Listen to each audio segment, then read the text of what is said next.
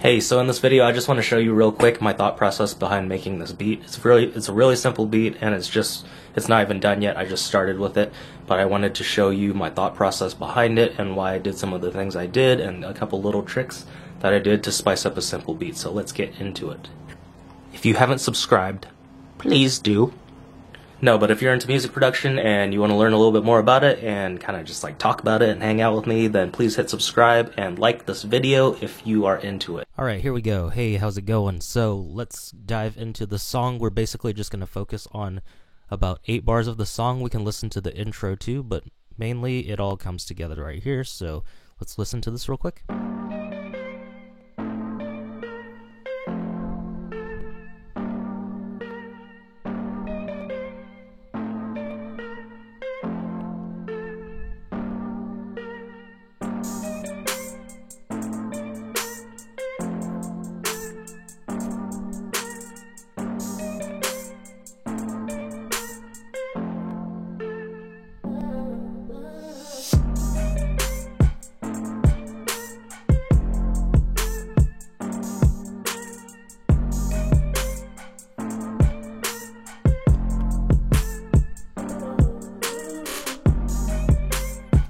Alright, so real quick, let's see.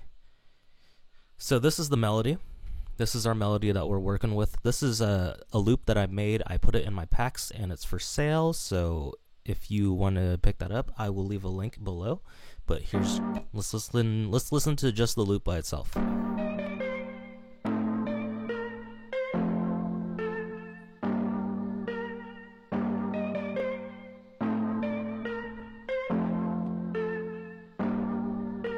Cool, so let's see what processing I did. Mainly what I did was I cut out the lows to leave room for the sub, the kick, the 808, all the low end stuff, and I put on this auto pan. It's very subtle, but I'm just doing it so that at this rate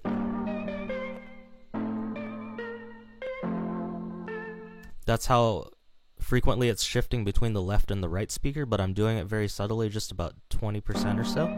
And the reason why I do that is to basically keep it from being stagnant, keeping it from being in the middle. Just having it swing between the left and the right speaker is going to help it continue to move and get out of the way of all the low end things. So usually when we mix, we want to, this isn't completely mixed by the way, but I've done like the basics of it.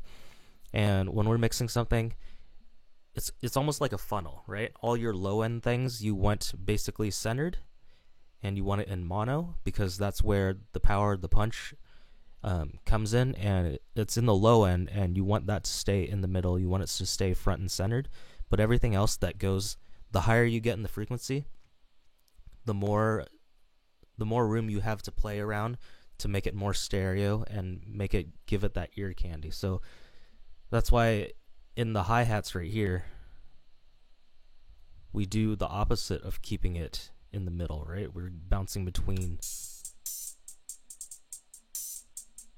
like going left and right and all over the place, and we like that kind of randomness to keep our ears interested.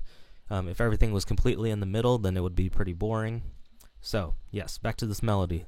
So that's why I did that auto pan there, and then this auto filter I think is just because we did some automation later on in the song, and then this driver gives it a little bit of color. It's kind of just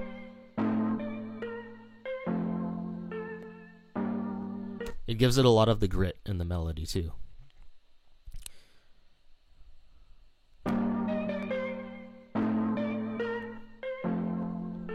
I intentionally did it to give it that distorted, overdriven sound, making it super clippy, so it sounds kind of like old and kind of like vintage and gives it that noise and that character. Obviously you can do that too, but I just wanted to add that little bit of extra spice. And then this compressor is just to keep the ceiling at a certain threshold. That's why I have it very lightly going, just so that it doesn't go, all those peaky parts just don't go above that threshold. And you guys know about sidechaining your 808s to your kick drum and all that stuff, but if you do it with a melody, it adds a lot of character, it adds a lot of bounce that you don't really notice unless you've taken it out or listen to it by itself. But it does add a lot of bounce, and the goal here is to like keep things moving, keep things going so that it's not so stagnant, and this is another element that keeps it from being so centered and so boring. And you won't be able to hear it until later on when the drums come in, but right now it's not activating because I have the track soloed. But if it were not soloed, I'll show you real quick. Now look at this compressor.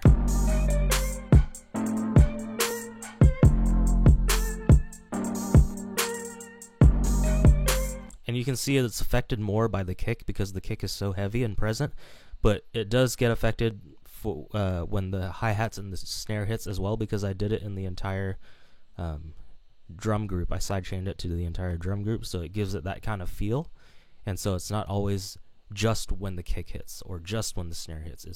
It's bouncing at different levels between specific instruments that it's ducking from. And then this last EQ that I have on the chain was just to cut out that low end that was starting to get muddy and get in the way of the 808. After all this post-processing, it started to... the low end started to show up a little bit, so I took some of that information out. And as far as the 808, all I did was have one note on the downbeats, basically. It was super simple, super straightforward. Except for that right there, but other than that, 808 glide, that's it. It doesn't always have to be crazy. It doesn't have to always be insane. This was simple and straightforward, so I just had it go like this.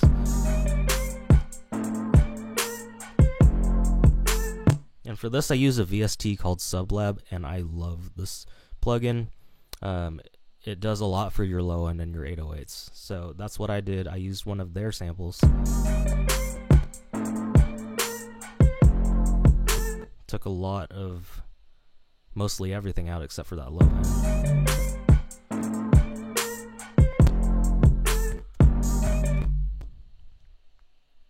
Sorry, I need to change this because we're starting to cut out a lot with all this stuff going on.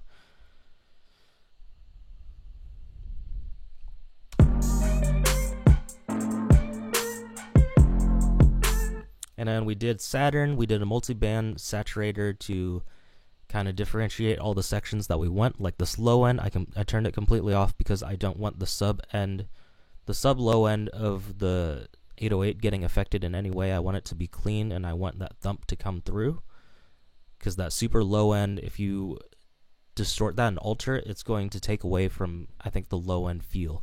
So I left this here because of the feel that you want from the sub bass. And then in the lower,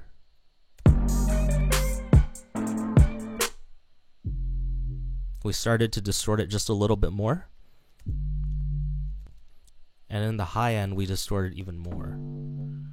So that's kind of how the more further up the frequency spectrum you go, I wanted to distort it a little bit more to give it that much more character, to make it that much more audible on your small speakers. But in the low end, we want to leave it alone so that it still has that thumpy feeling when you play it on bigger systems. It really comes through and you can feel that sub. And if you notice, I kind of sidechained it a little bit.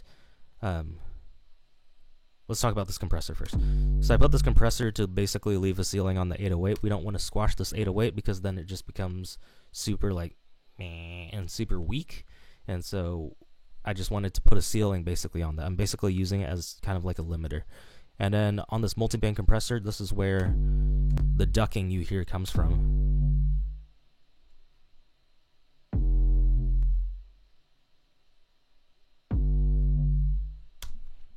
So it's a little bit too much right now, actually. But so we're just taking, instead of ducking the whole 808 signal when the kick comes in, because it is sidechained to the kick right here, we're just taking it and we're taking the low end, everything below 60 hertz, and we're going to we're compressing that every time the kick hits. So let's grab this drum track.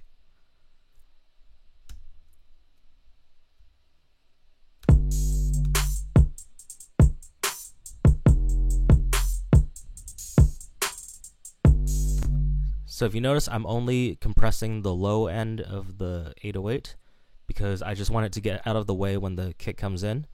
I want to keep the whole field, the whole spectrum as full as possible, so I don't want to duck everything just because the kick is coming in. I want it all there, but I want that sub to come down because that part is more fragile. The low end is more fragile, so I want to kind of give it that room in the sub end so that the kick can come through and that sub just ducks, but the rest of the 808 is still hitting. And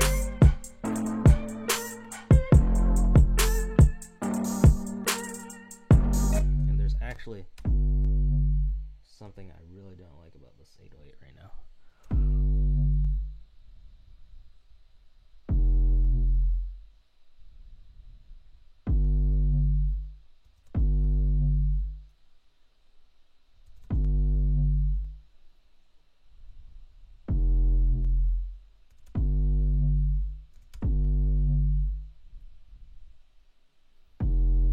It's this, I think.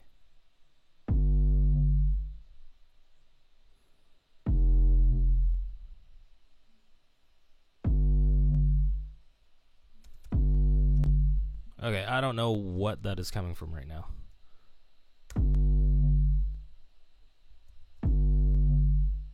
But I do not like that.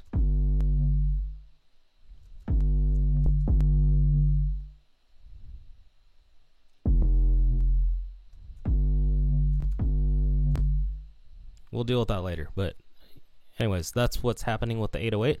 And let's go over to the drums real quick.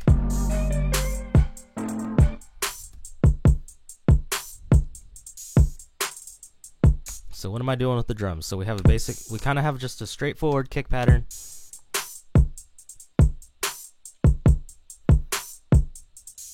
Took out some of the sub. And then took a little bit out of the root note, that main frequency right there, and we're kind of boosting it on the harmonic.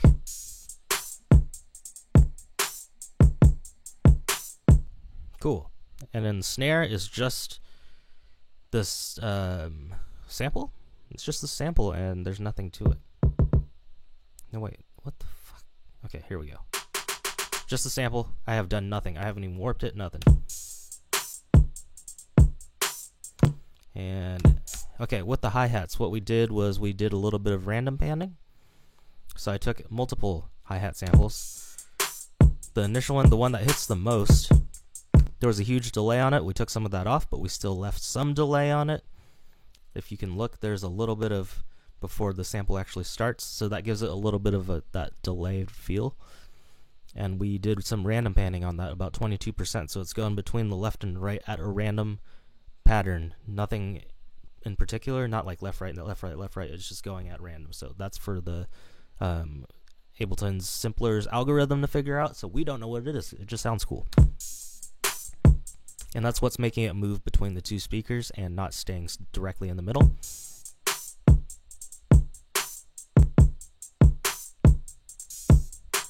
Then we have this open hi-hat that is panned pretty hard to the right. And we have it in choke group 1 so that all these hi-hats in choke group 1, basically they don't overlap each other when they're coming to play. So if one comes in, the other one gets cut off completely. That's why you notice there's no ring out on that open hi-hat. It just gets cut off when the closed hi-hat hits.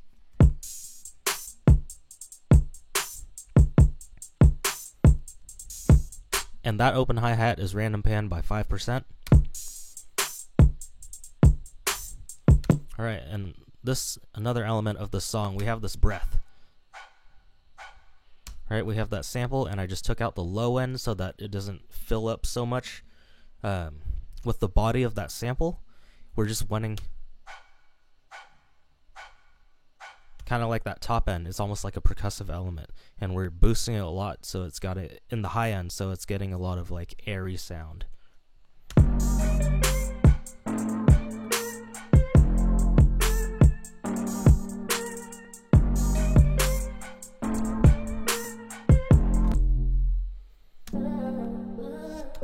So that's basically it for this beat. I mean, I just wanted to show you this 8-bar loop that I basically made, because this beat is not even done.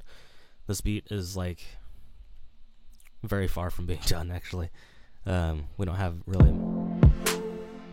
It's still in the works. I just wanted to break that down and kind of show you guys my thought process behind all of that. So I hope you liked this video. Catch you on the next one. Bye-bye. Peace.